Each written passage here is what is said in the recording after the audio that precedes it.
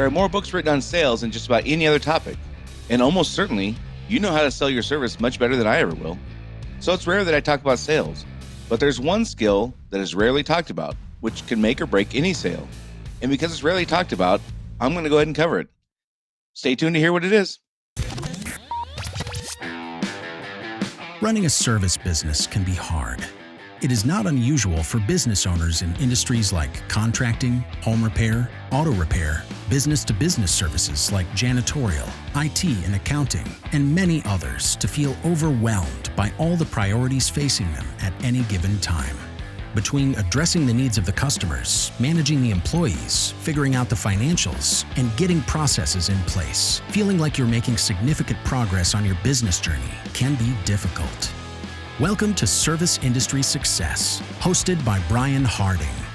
Each week, Brian will look at real-world strategies for building the business you are dreaming of, while also sharing tactics to get through some of the most frustrating parts of business ownership with a lot more ease. Let's get started. So I have a friend, Dave. He does a lot of painting. He paints landscapes, doesn't do a lot of portrait work, but he does just landscapes. He'll sometimes take a picture and prop it up and paint the picture. Sometimes he just imagines things. And many years ago, when I was helping him move one time when we were younger, he was showing me some of his paintings, and he did really good work. And he was talking about the process, and through the process of his painting, he said there comes a point when you realize that you're no longer making it better, but instead you're making it different. He was talking about how to know when you were done with a painting. That was a topic that came up while we were talking about it.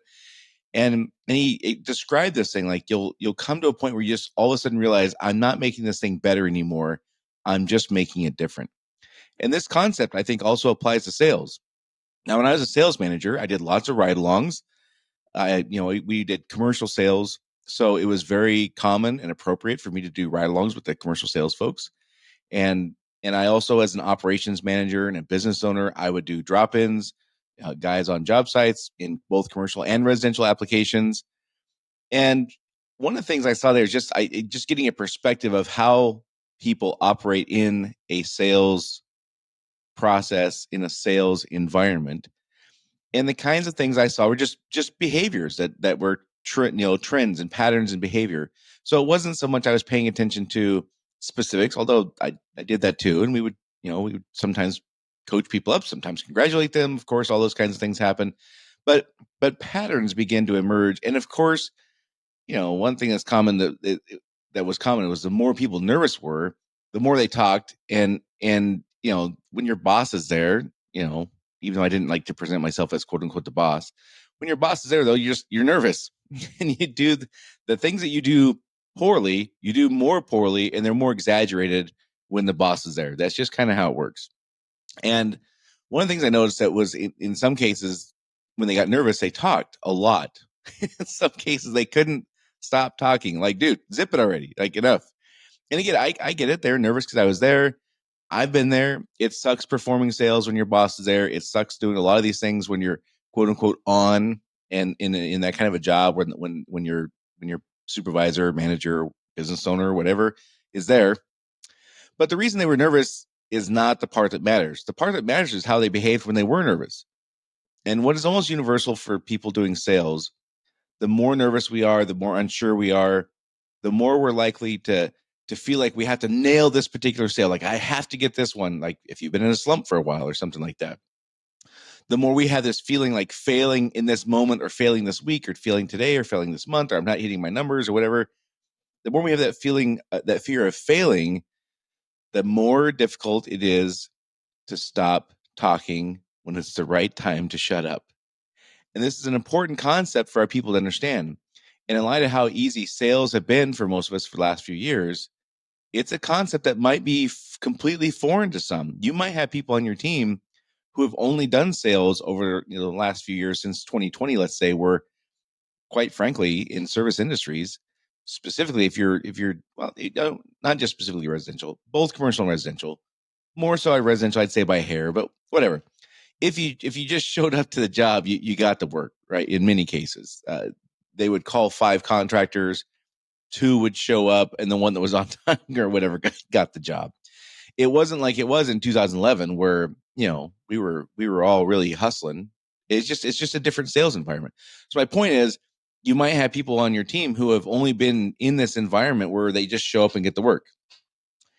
And this concept of having to like earn sales and have a sales process that is not about getting additional dollars, but is just about getting the sale might be foreign to them. And for folks who it's not foreign for, it just might be something they haven't had to worry about in quite a while.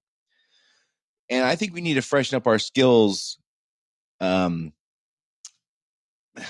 just in case. Let's say I'm hearing people talk pretty commonly about call volumes dropping. I'm hearing way more questions about marketing than I have in several years from people just reaching out in different ways, not necessarily just clients, but just people in general. I see in Facebook groups I'm in, people are talking about SEO and marketing way more than they have for a few years. Again, it's just been an environment where you didn't have to worry about getting work, you had to worry about getting production. So people who have even been in your trade or your craft for many years haven't had to think about this kind of the sales process. And it's important, I think, for people to understand that there is a framework to a sales process. And again, I'm not going to spend a ton of time on this. You are experts in your industry. If you want books on sales, there's people way more skilled than me at sales. I had great success in my career when I was doing sales, both in residential application and commercial application. But I'm not a sales expert, so to speak. There's plenty of people who have better stuff to teach than I do on sales. This is just a topic I don't hear a lot of people talk about in sales books, in sales trainings. I don't hear people talk about what I think is a critical thing for people who are asking technicians and people who are good at their craft and good at their skill or good at their trade to also be good at sales.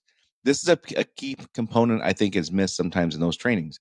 There is a beginning, middle, and end to the presenting of options to a customer. And I would recommend at least having your people that do sales to a point where they can identify those points in the process. And maybe even you want to role play them. I think role playing for sales stuff is fantastic. I think that as awkward and clumsy and bumpy as it feels to do role playing in front of your peers as the salesperson doing the role playing, when you can do it well in front of your peers, you will absolutely nail it when your peers are not there. So I think role playing is great for this stuff. Even if you don't want to do role playing, I think having our people who are doing sales to a point where they can explain, here's the beginning of the sales process, here's the middle, here's the end, and here is where I stop talking. Here is where, at the end of the sales process, we've made our case, we've demonstrated that we understand the problem, we've shown that we can solve the problem, we've made sure we've addressed all their concerns, we've hopefully shown appropriate enough value for our offer, and we've presented our offer and our price. At that point, we must fight our own nature and shut up. Silence is not a crime. Silence is golden. There's only 3 possible outcomes if we stop talking and let them play out. One is the customer says yes, of course. One is the customer says no. And one is they say, I'm not going to decide right now. Those are really the only 3 options. I have to check with my husband. I have to check with my wife. I have to wait for this other thing to happen. Those are all these, I'm not going to decide right now. They're kicking the can down the road. Most of the time, we're going to get a yes. Sometimes, rarely, we're going to get a no. I would say we get no, 10, 15% of the time. The most time we're going to get yes, whether it's, you're in your industry, your close rate 60% or 85% or whatever it is. After yes, the most common answer we're going to get is I'm going to decide right now. I'm going to kick the can down the road. But none of those are attainable. None of those 3 outcomes are attainable if I'm yapping away. If I won't stop talking, I can't get any one of those 3 outcomes. If after we presented our options and we keep talking, there is a point which we are not making a better case for them to say yes. Rather, we're making a different case, just like my friend Dave and his painting. There comes a point when we talk and talk and talk and talk and talk about this situation, about this problem the customer's having, about our solution, about all the reasons they should call us or choose us. There comes a point when we have talked so long, which doesn't have to be hours, by the way. It doesn't have to be 30 minutes. It could be in 3 or 4 minutes we could do this, where we've stopped talking about the points that we know are the reasons that they should choose us, and we begin making a completely different case because we just keep talking. And people can get stuck in kind of a doom loop where they keep talking and I cover this point and then that didn't work. Okay, we're going to switch gears. I'm going to talk about this selling point. And that didn't work. Okay, now I'm going to change it. I'm going to talk about this thing. That didn't work. And never have any idea what the customer's concerns are, what the criteria they're making decisions on, what matters to them, like not have diagnosed any of those things. And they're just talking like almost as if they're waiting for the customer to like stop, yell, stop. Okay, where do I sign? And that's often not how it works. And if there has been a sales slump, the nervousness that comes from the feeling that they must perform on this particular sale, or they must pull it out this week, or they must have a better month because I got chewed out the last 3 months, those kinds of things make it even worse, not better. So things I would want to know from our team, again, is do they even understand this concept that you can talk too much? If they don't understand that, that's a great place to start. If they understand that the concept, and you could, if they do, certainly they've experienced this as a client where people, if you have a team of 20 people and you ask, you would have a few people probably who would say, yeah, that happened to me here where, Johnny, the salesperson, was trying to sell me something. He wouldn't shut up and I had to go somewhere else. Maybe it was just annoying, right? So if they understand that this is a thing, then we can move on to the next part, which would be where in our sales process is the place to stop talking. In our process, selling our product to our client, where is the point we have reached the place where we've made the painting good, perfect, however you want to describe that, and it's time for us to stop talking and let the customer make a decision? Where is that? If they don't know, then that's a great place to have a conversation.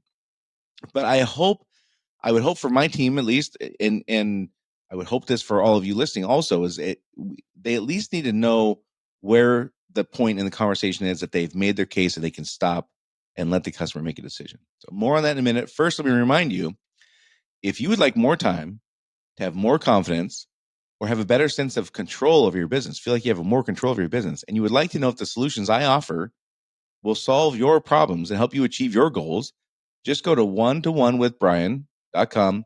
Doesn't matter if you use letters or numbers for the ones, just go to one-to-one-with-Brian.com and it takes you right to my calendar.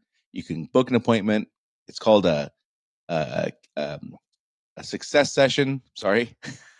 And here's how it works. We schedule the free call. There's no charge for the call. On the call, I'll ask you to share your story, some goals, your challenges. I'll share a little bit of my history. I'll give you some free resources.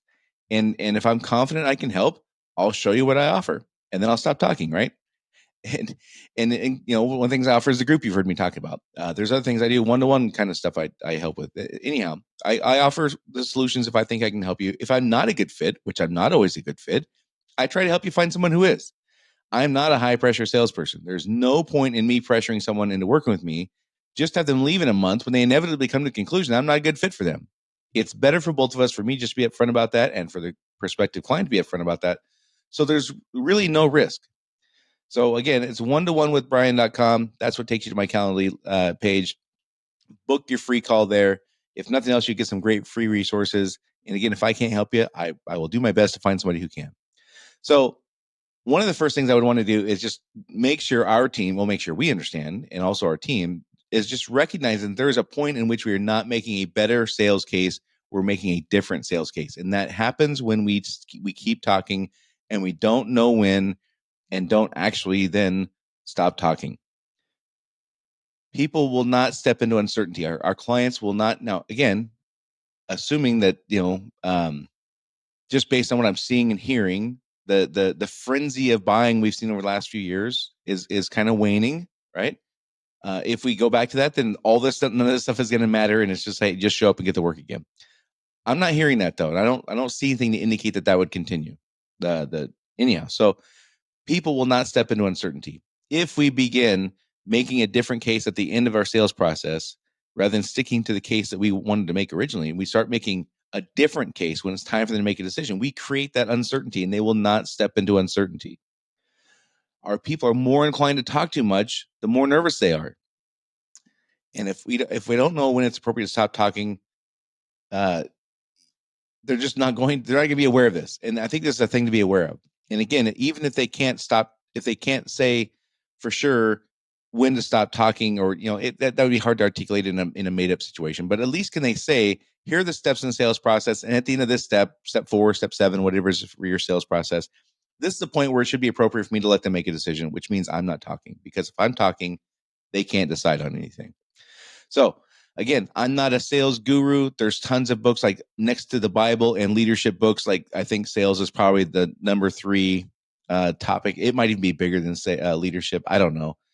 There's literally millions of books written on sales. So this is not intended to be a solution to a sales problem.